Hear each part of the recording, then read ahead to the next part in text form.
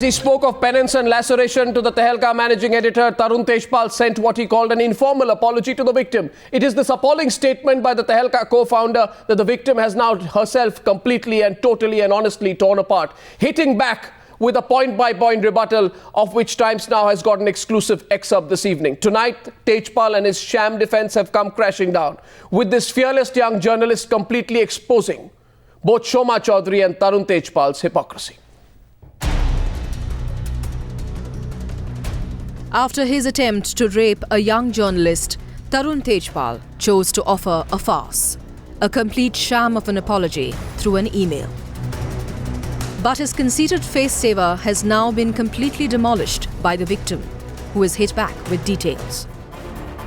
In the various letters that Tarun Tejpal has written, one of the letters actually says the context that ill-fated evening of our conversation, that is the conversation between Tarun Tejpal as well as the victim, as you will recall, he's telling the victim, was heavily loaded.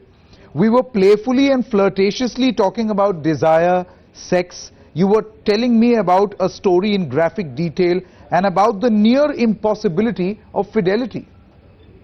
Now, in response to that, the victim says there was no aftermath of that evening, and with the thunderclouds, she's talking about a specific evening that Tarun Tejpal has referred to in his letter. This is exactly what happened. The victim says, I wanted to discuss the first story that I had written about a rape survivor with you. She was then called into his office. She says she walked in and he was lying on the couch with the lights turned off. Then she says, and I quote, I asked you if you wanted me to turn the lights on and you refused. You continued to lie on the couch. I sat on a chair across from you in the same room and told you the survivor's story. I wish again that you remembered the professional reason why I had entered your office instead of the storm and the thunderclouds.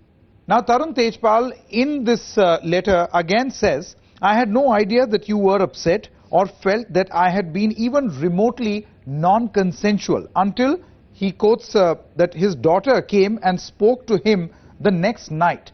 He says, I was shocked and devastated at that time. Now, in response to that, specifically in response to consent, this is what the victim says. She says, this is what non-consent constitutes. The moment you laid a hand on me, I started begging you to stop. This is what she says. I invoked every single person and principle that was important to us here. She names several people that are close to both of them. And then she says, you refused to listen. In fact, you went ahead and decided to molest me again the following night. We've often spoken of what turns men into beasts at Tehelka's edit meetings. You yourself have commissioned several stories on this, and here the victim says this is the answer. It is this, not being able to take no for an answer is what turns men into beasts. Now Tarun Tejpal also goes on to say that I also want to clarify that yes, you did say at one point that I was your boss, and I did reply that makes it simpler, but in the very same breath and sentence I said to you, I withdraw that straight away. No relationship of mine has anything at all ever to do with that.